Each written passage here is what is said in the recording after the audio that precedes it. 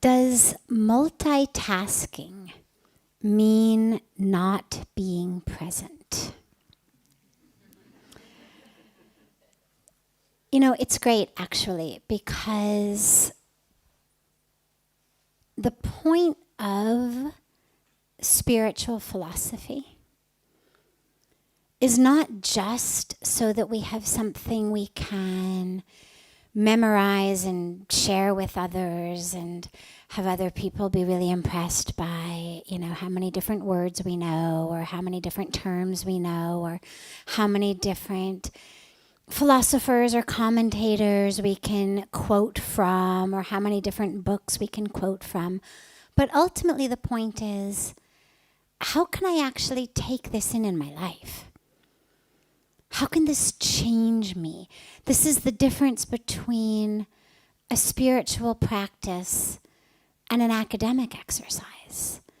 You know, even if you look at the Gyan Yoga stream of spirituality, so the stream focused on knowledge, wisdom, it's still knowledge and wisdom that goes in. Knowledge and wisdom that actually changes who you are. It's not knowledge for knowledge's sake. It's not knowledge for giving it back on an exam's sake, or knowledge for impressing others' sake. It's knowledge so that my life changes. It's the knowledge of, that's actually not a monster on a hanger. I mean, that's actually not a monster in my closet. That's a jacket on a hanger. Or the knowledge of, that's not a snake, it's a rope. You know, yes, it's a piece of information. The light got turned on. I learned, no monster, jacket on a hanger. But it was knowledge that transformed me. Suddenly I was no longer afraid of the dark. Suddenly I realized what it was. So I preface the question with that because, yeah, a lot of times we get questions that are really in the nitty-gritty of daily life. Like, we talk about being present. Well, how many of us multitask? I know I do. I mean, has anybody ever done more than one thing at a time? Right? Has anybody actually done only one thing at a time? You know, these days we always do more than one thing. And so these questions come up that may seem very, very mundane, very not the spiritual philosophy that one would think. And yet, this is actually the stuff that changes us. This is actually the stuff that helps us know how to live. So, being present and multitasking, well, being present actually has nothing to do with what you do. I'm going to repeat that because it's really important. Being present has nothing to do with what you do, and everything to do with how you do it and who is doing it. So I could be drinking this glass of water. I mean, take one action. Well, I could be talking to you and not really paying much attention as I'm drinking and it's spilling, right, down my mouth and on my clothes. I did that on purpose.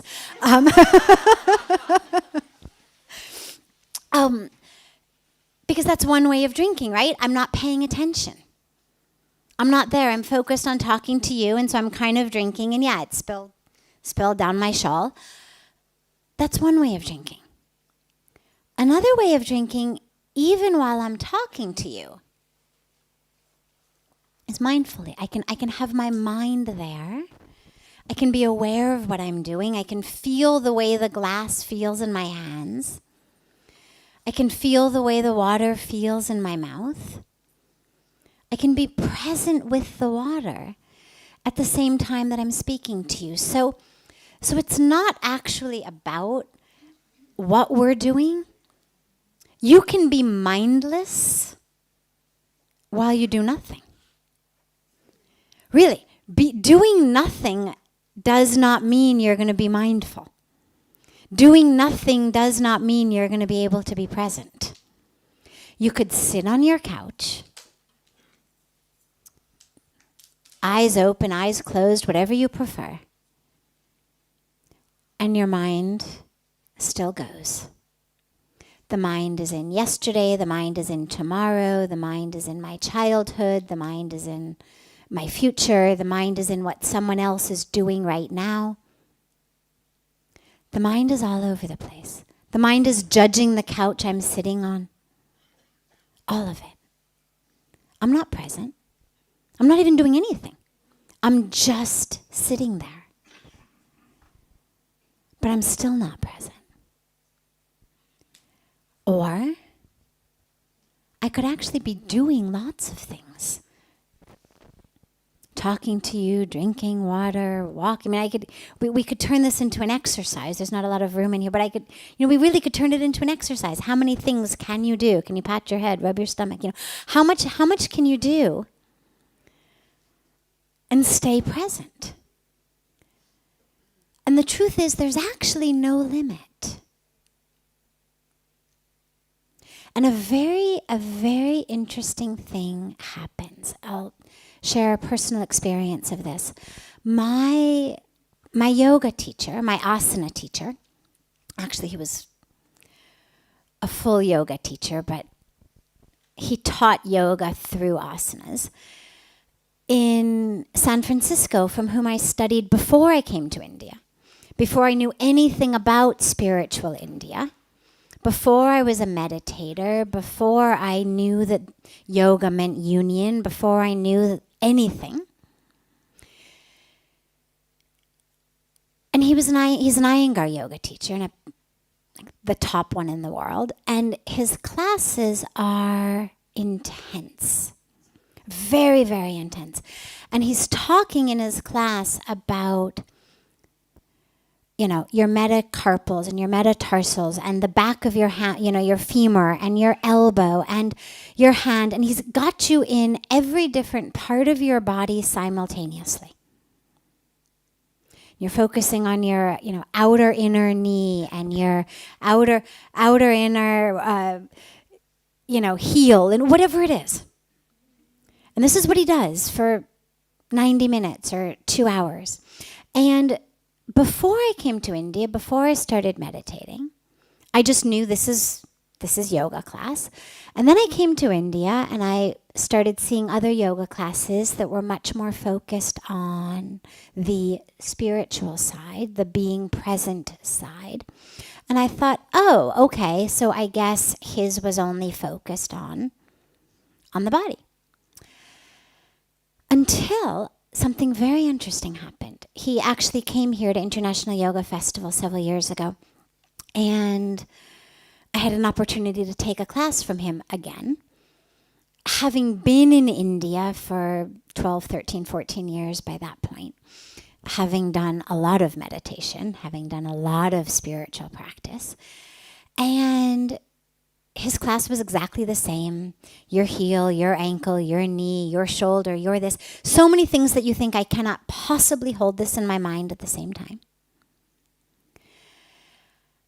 And at the end of class, having fully concentrated on what he was telling me, fully concentrated, my knee, my elbow, my shoulder, not my inner divinity, not my chakras, not the things that you think if I were focused on them, then I would have a spiritual experience.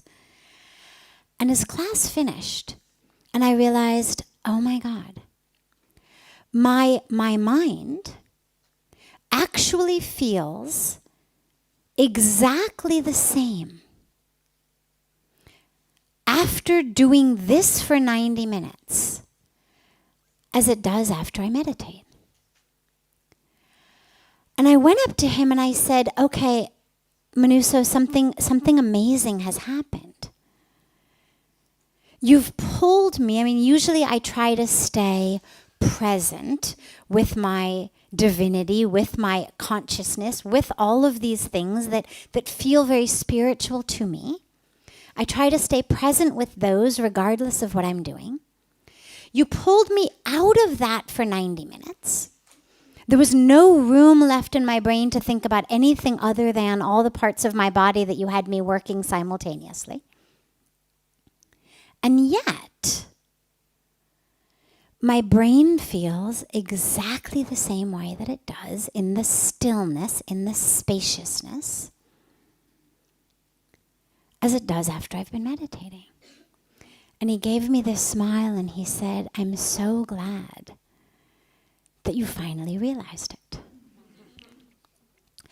And I share that particular story because his classes are really the epitome of multitasking. There is no way that in any part of the rest of my day, regardless of how many things may be going on simultaneously, how many phones may be ringing, how many projects, how much work, how many people,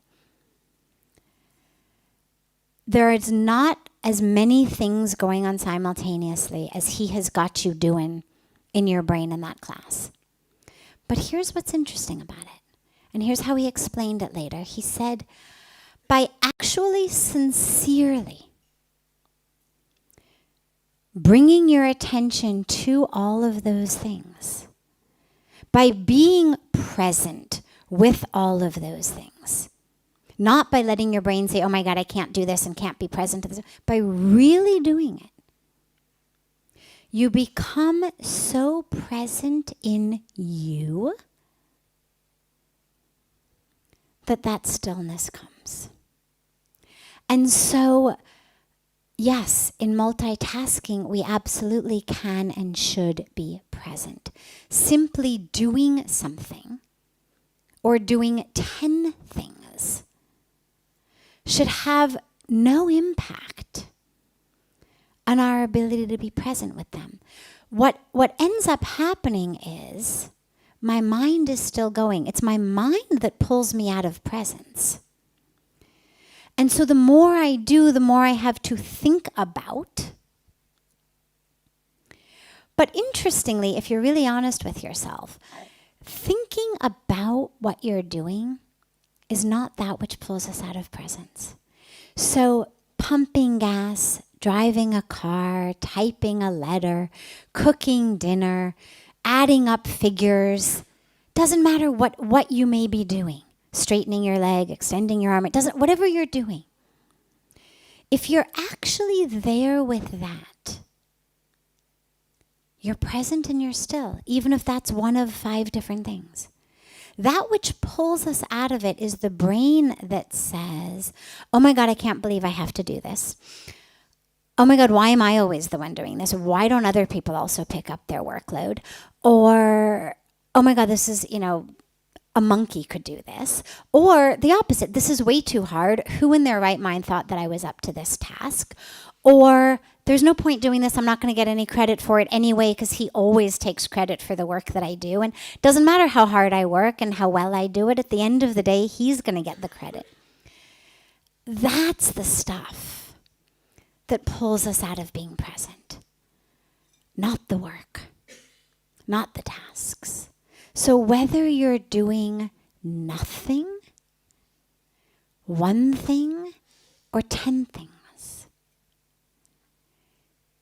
if you're present with it, meaning with you who's doing it, not just the body that's doing it, but who's the being that's flowing through the doingness, you experience that state of presence. So it's not about how much, how many. It's about who's doing it. Pujya Swamiji shares very frequently. He says people think that leaving everything behind and going and meditating in a cave will bring you peace. He says no. Because your mind goes with you. And so even though the body has now gone to a cave and has sat down and there's no one around, the mind is still there. And the mind is still playing the same games, doing the same stuff that it does everywhere. And so instead of it being about, the guy in the next cubicle, it's about the guy in the next cave. Instead of it being about, the boss who's against you because of whatever, now it's about, God who's against you because look, it rained and now your cave is wet or, whatever. But the mind plays the same games. And so we're sitting in an office or in a school or wherever you work or study, the mind says, I'm stupid, I'm worthless, I can't do this, Well, sitting in a cave trying to meditate, the mind says, I'm worthless, I'm stupid, I still can't do this. Oh my God, I can't even meditate, can't even do spirituality. I'm a failure here too. It's all the mind. And this is why, you think about it, if you were a Siamese twin, if you literally had another being, a separate being, glued to you, 24/7. Wouldn't it make sense to make friends with it? Wouldn't it make sense to stop trying to outrun it? To stop trying to figure out how to lose it along the way? That if you could just, escape in the middle of the night and go to Tahiti, your Siamese twin wouldn't realize you'd gone. Well, they're glued to you. They're going to be on the plane to Tahiti with you. So you might as well just turn around and look at them and, all right, so here we are, glued together. Let's figure this out. And that's really what the mind is. It's with you. It's with you 24/7. There's nowhere you can go. There's nowhere you can run. There's nothing you can do that it's not there. And so there's no better time than now to turn around and look at it and say, all right, so here we are in this together. How can we do this? I need you to be still. I need you to stop kicking me in bed or I can't sleep. What if you rolled over that way? Could we do this peacefully? What about if I loved you? Right, all right, you can't roll over that. Well, what if instead I actually wrapped my arms around you? Well, there, look at that. It keeps you from kicking me. So the mind is the problem. And therefore the mind is the solution. And whatever you think you're going to do, wherever you think you're going to go, that you're going to outrun it, I promise you it doesn't work. This is what people have been trying to do with drugs, with alcohol, with sex, with relationships, with everything forever. And we always come back to the self. Back to meditation. Back to contemplation.